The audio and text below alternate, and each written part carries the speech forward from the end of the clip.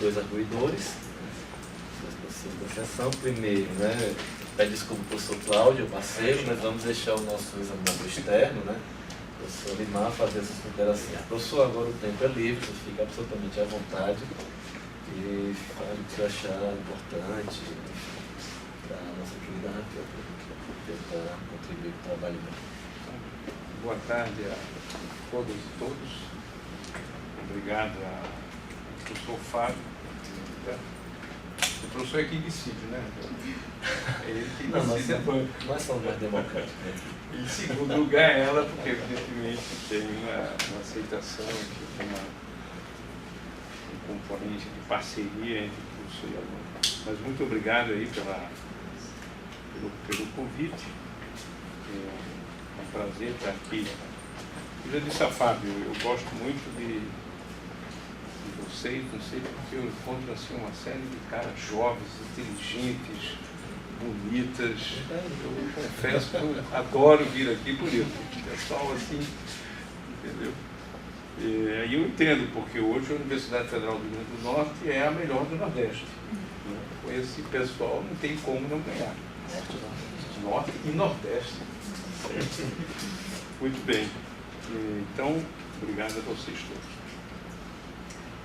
Eu vou começar contrariando o seu orientador também, que é o seguinte: salvo engano meu, porque ele disse para você, né, professor, porque você já entrou, né, no doutorado. Né? E, aliás, a forma como você expõe é de que realmente já quase que se despediu desse trabalho, entendeu? Já está no outro upgrade, no outro patamar. Isso aí já é fichinho. Exatamente. Né? Mas, salvo engano meu, a resolução do Conselho Nacional de Educação não impede alguém de fazer o doutorado que não tenha o mestrado. Então a gente pode reprovar. Salvo. A gente pode reprovar. Exatamente. Continua. Feito. Só para poder. Não é obrigatório você ter o título de mestre para poder ingressar no doutorado. O obrigatório é ter a graduação. Aí há situações engraçadas, né? Que, por exemplo, na UNB nós tivemos um aluno de matemática que fez o doutorado dele antes da graduação.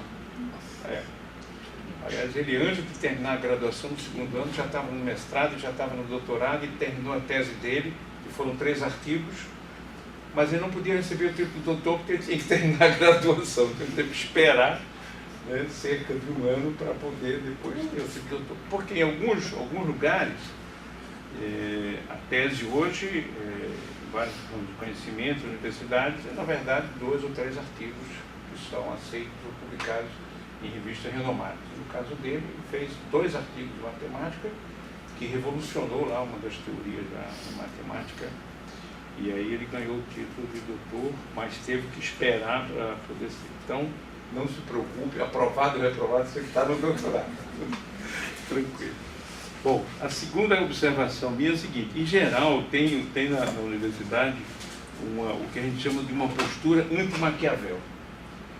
Maquiavel dizia assim: ó, toda maldade que você tem, faça de uma vez só e rápido. Depois você faz tudo de bem. Aí, em geral, nas bancas, o que faz? O professor dedica 5 minutos para fazer os cumprimentos, entre os elogios, ou seja, o bem, e leva 30 fazendo mal, crítica. Entendeu? Eu chamo da postura anti-Maquiavel. Eu também não vou adotá-la. E não vou adotá-la por 2 razões. Primeiro, porque eu não gosto dela. Eu me oponho a ela. Eu não acho que é uma boa postura. Porque, em geral, a postura anti-Maquiavel é tida por jovens doutores. Eu não sou mais jovem doutor. Então, O senhor é jovem, não, é verdade. Como o meu doutorado, porque ele sabe que meu doutorado foi feito em 1982, mas foi só revalidado no ano passado. Porque eu nunca precisei disso na universidade. Porque na época que eu fiz meu doutorado, em 82, não existia quase essas gente. Você chegou, mostrou o título e acabou. No caso, eu estava como professor aqui da Universidade Federal da Paraíba, em Campina Grande, que não tinha, inclusive, doutorado na época. E então, os jovens doutores, né, como ele sabe que está julgando e está sendo julgado ao mesmo tempo, né? Aí eles procuram assim, ser bem exigente para não sei lá. E aí faz um monte de perversidade sem necessidade. Né? Eu não partilho mais, a minha idade já não permite mais fazer isso. Mas a segunda razão é a qualidade do trabalho, né? Que é uma razão para poder ser perversa é que o trabalho não seja bom. E o trabalho tem imediatamente duas grandes qualidades, eu vou dizer isso aí. A primeira é o tema.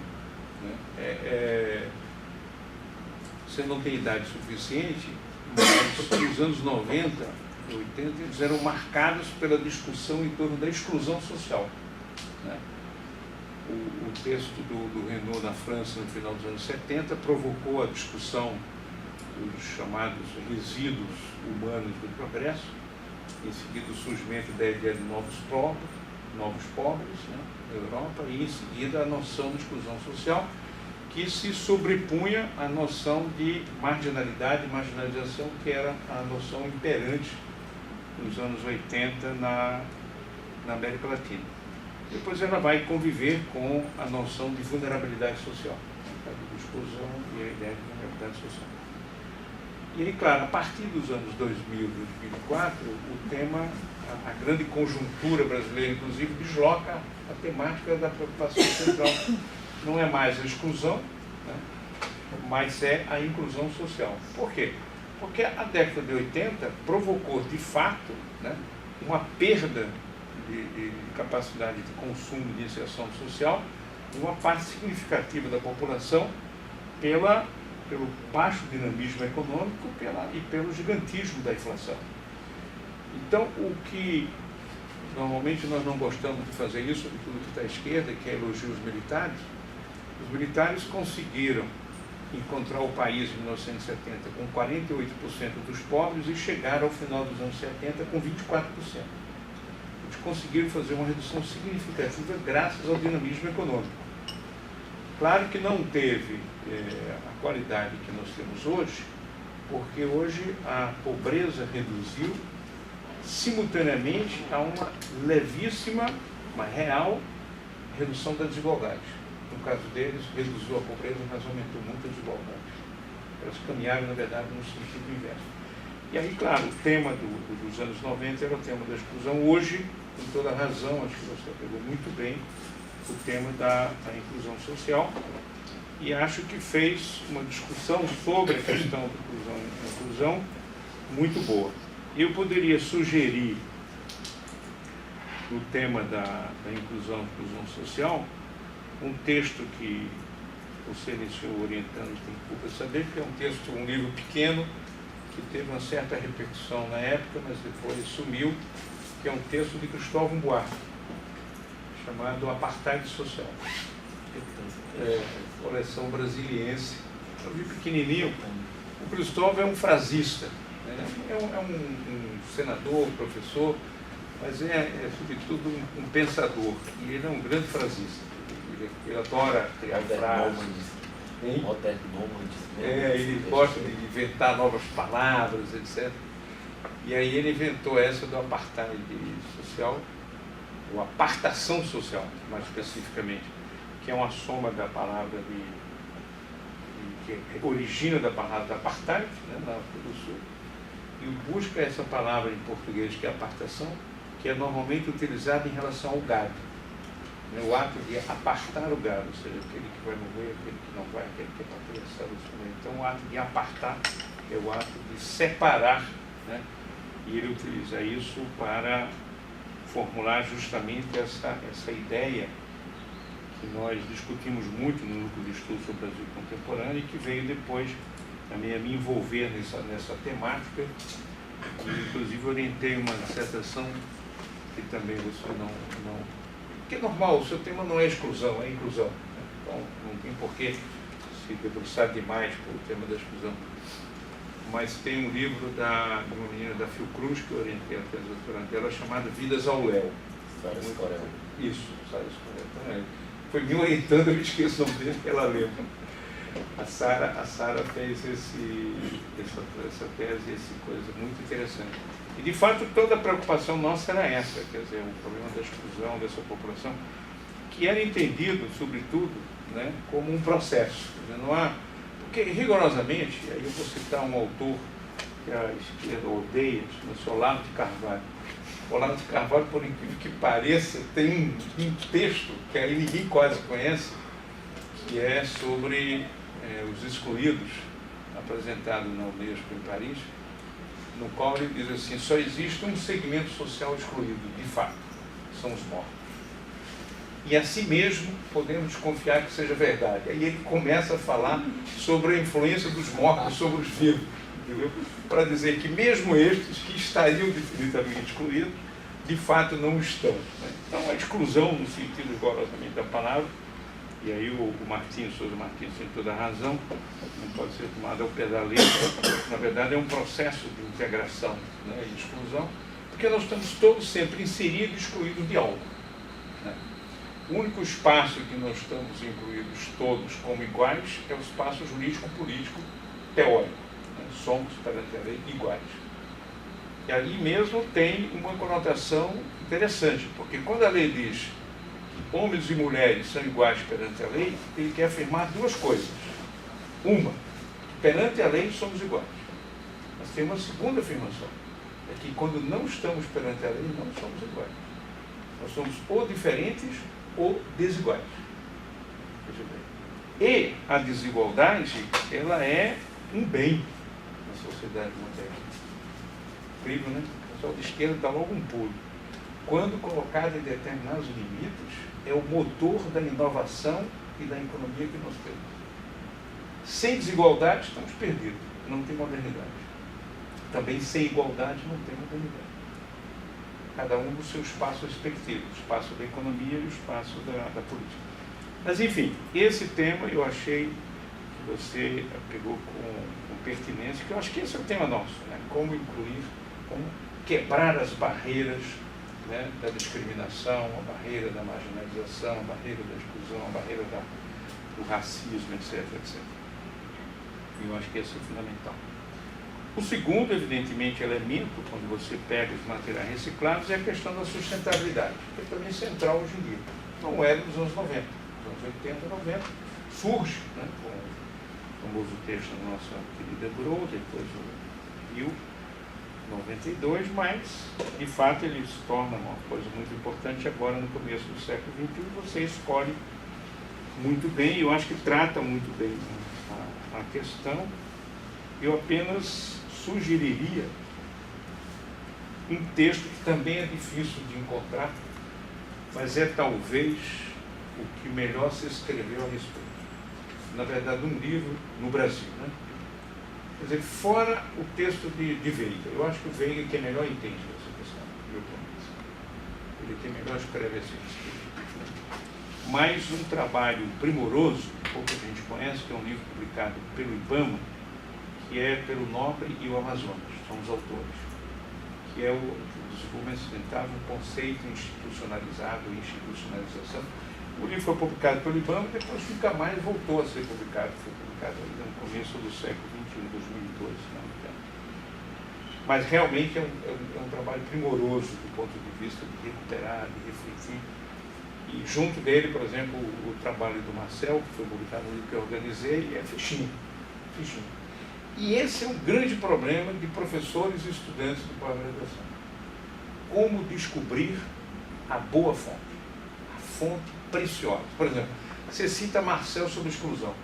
Marcel tem 2 artigos na vida dele sobre exclusão, mais nada. E se alguém disser que ele é especialista em exclusão, ele toma um susto. Por quê? Porque o tema dele é a questão da sustentabilidade. Tem uma reflexão interessante, inclusive sobre o solo também.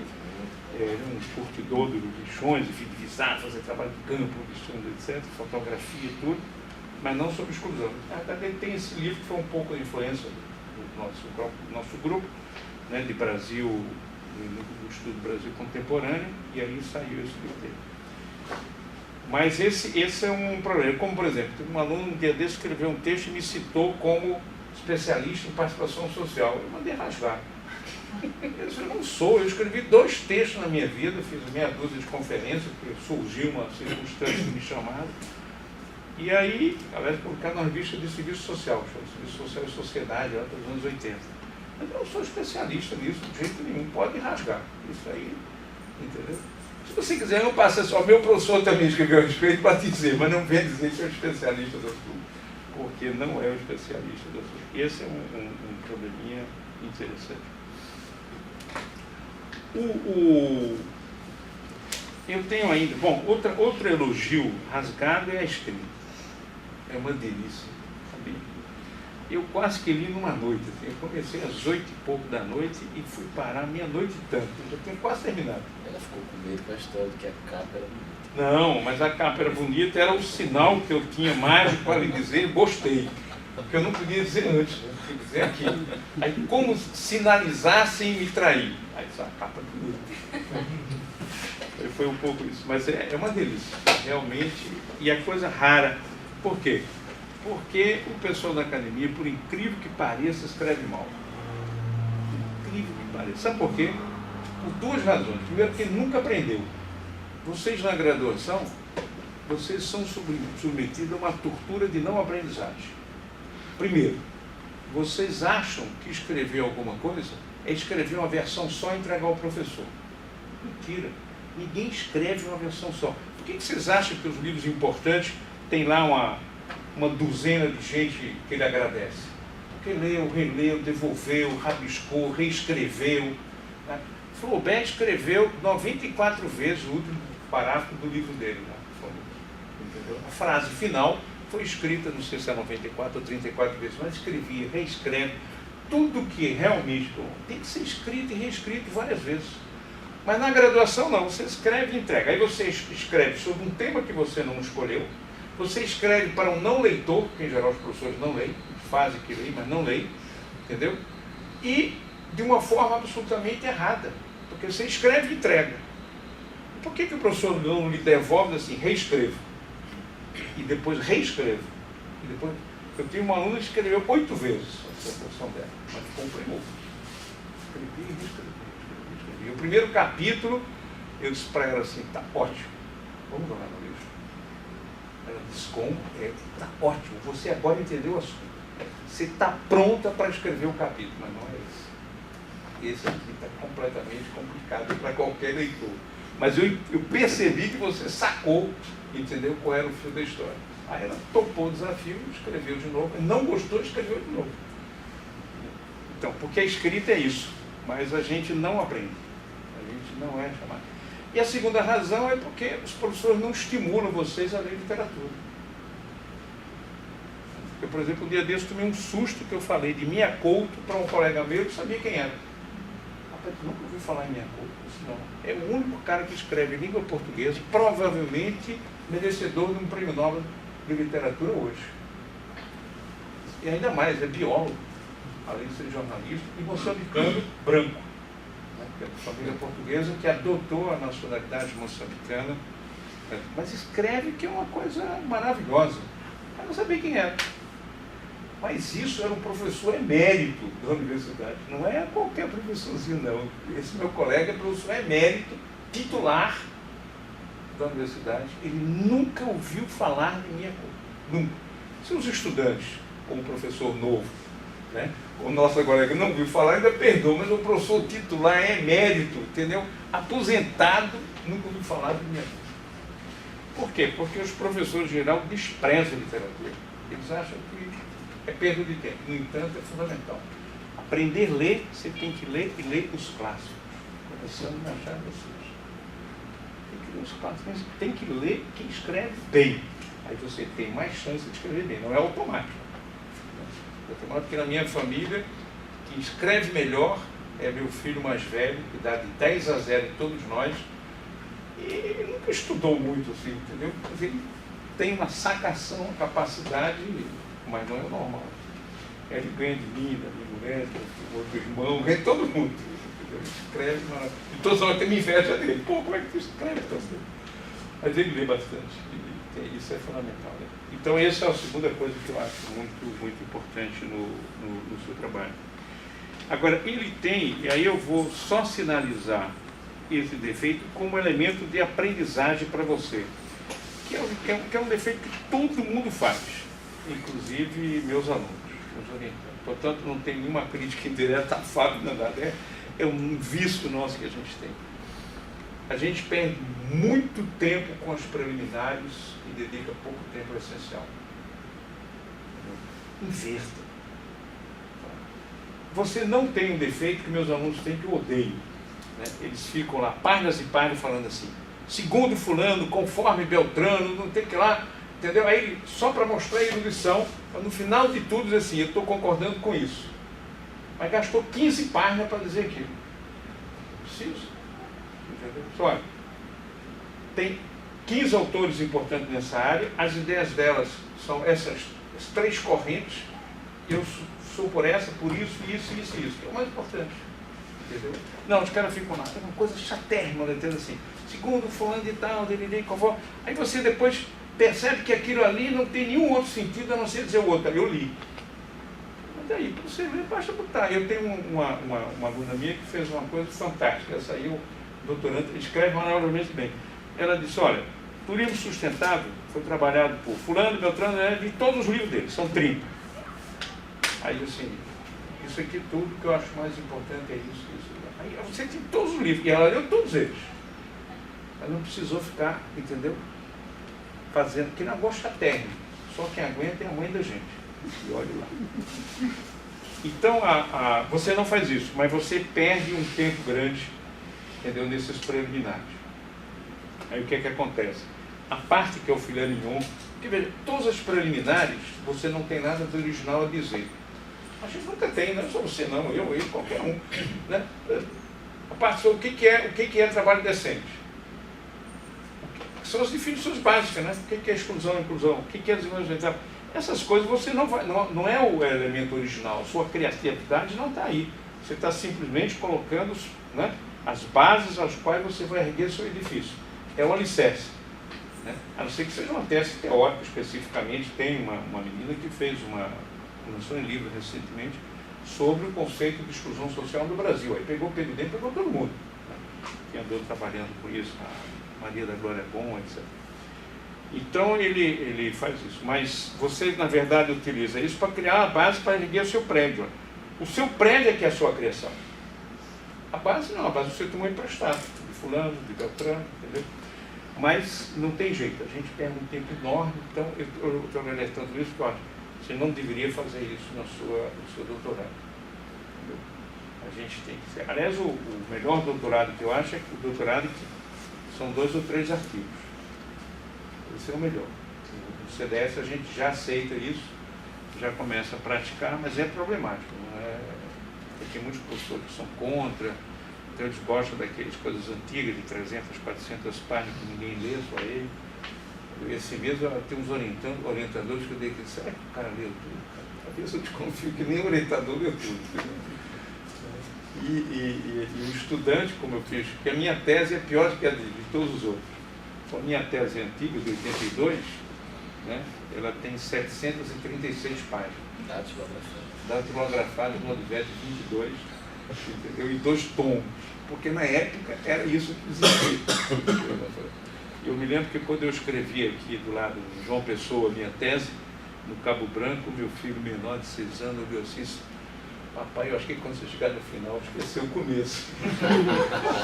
Claro, você vai escrever, chega uma hora você não lembra mais. Entendeu?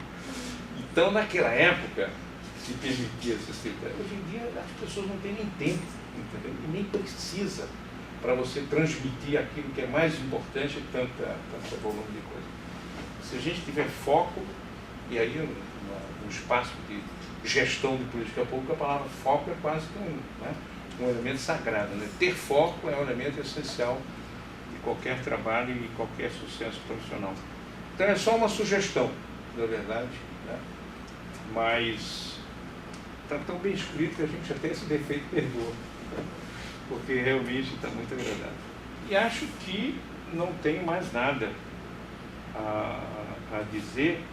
Eu anotei umas besteirinhas, mas não são nada relevantes. Por isso que muito pouco, praticamente não encontrei erro. Tem o que a gente chama de gralha, né? Quer dizer, o O em vez do O saiu o A, não é erro, né? Não. Os jornalistas citam, dizem que a palavra é gralha, você está escrevendo, isso é, mas nada de importante do ponto de vista formal e do ponto de vista do conteúdo é esse. Se tivesse um pouco menos de primeiras páginas, um pouco mais de descrição, aí o problema também é que nem o seu orientador, nem você, nem eu temos essa formação, mas nesse tipo de trabalho ela é muito importante, que é a formação do etnográfico. Porque, no fundo, dar voz é uma espécie de etnografia. Mas isso exige treinamento, que só os antropólogos é quem efetivamente tem, nem economista, como o Fábio, nem eu, pessoal. Se você quiser caminhar no mesmo sentido, aí vale a pena ler Marcel Mauss, quer dizer, ler os clássicos, inclusive. Tem que, se você quiser caminhar no mesmo sentido, para poder dar mais riqueza. Porque o que é que acontece?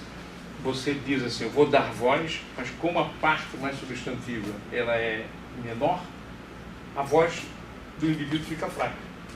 Entendeu? Porque dar voz significa falar por meio dele.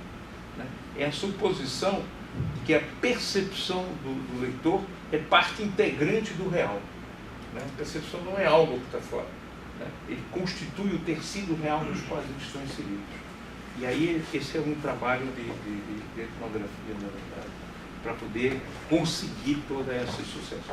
Mas se você for para o doutorado no mesmo tema, que eu aconselho, eu acho muito ruim, eu tenho e eu vou terminar por aqui, um colega chamado Rubens Pinto Lira, professor aqui na Paraíba. Eu tenho a maior inveja dele, porque quando eu cheguei para fazer meu doutorado, que era sobre Moçambique, né, ele chegou também para fazer o doutorado dele, só que o tema dele, sabe qual era? A esquerda e a comunidade europeia. Eu digo, mas Rubem, essa praticamente que eu vou estudar Brasil, eu vim para cá para estudar Brasil, eu vou estudar Europa. Ganhou meia página de Le Monde Diplomatique, e um brasileiro conseguiu isso. E sabe como é que ele fez? Todo mundo chegou e se inscreveu no doutorado. Ele se inscreveu no mestrado. A matriz, a antiga matriz francesa, que era um ano. Ele se inscreveu lá na matriz, para poder conhecer melhor. Aí fez o TCC dele, o quê? Ou que seria a nossa dissertação, mas não é exatamente a dissertação. Não, era antes da antes, não existia DA. Ele escreveu o Partido Comunista Francês e a Comunidade Europeia. Aí o doutorado dele foi a esquerda francesa. Ele acrescentou o Partido Socialista, os radicais de gauche e a Comunidade Europeia. Aí quando eu fui fazer meu pós-doutorado em 92, eu peguei qual o tema? Exclusão Social Brasil e França. Esse foi o tema do meu pós-doutorado. Eu vou comparar, eu vou para a França, conheço o Brasil, também conheço a França, vou comparar os dois. Quando eu chego lá, encontro o Rubens Pinto Lira para fazer o pós-doc dele, em 92. Eu digo, rapaz, o que tu estás fazendo? Aí eu vim aqui fazer meu pós-doc sobre a queda do muro de Berlim. Eu fiquei tanta raiva. Por que eu não escolhi esse tema? Cara, ele passou o tempo inteiro ainda Berlim, Moscou, Londres, entrevistando todo mundo e terminou fazendo um livro muito lindo. Então, essa ideia da continuidade, ela é importante porque ela dá um pouco o perfil, sobretudo se você quiser ser acadêmico, eu acho que você tem um pouco o perfil nesse sentido, embora eu lhe conheça pouco. É muito importante você demarcar um tema, e um tema que tem futuro. E esse é um tema que tem futuro. Por quê? Você aqui não discute, porque não é para discutir, né? Mas tem uma série de temas relevantes e que vão continuar no futuro. Primeiro, a redução. Nós não podemos continuar reproduzindo, entendeu, esses resíduos sólidos na quantidade que nós temos. São 200 e tantos caminhões que saem a toda hora em Nova York para poder... 240 quilômetros. Para jogar em termos de lixo. É uma coisa absurda. Né? A questão do tratamento, por exemplo, a coleta seletiva. Toda coleta seletiva que nós fazemos é mal feita, você tem toda a razão, não tem nada de decência. É uma riqueza que a gente joga no lixo. Por quê?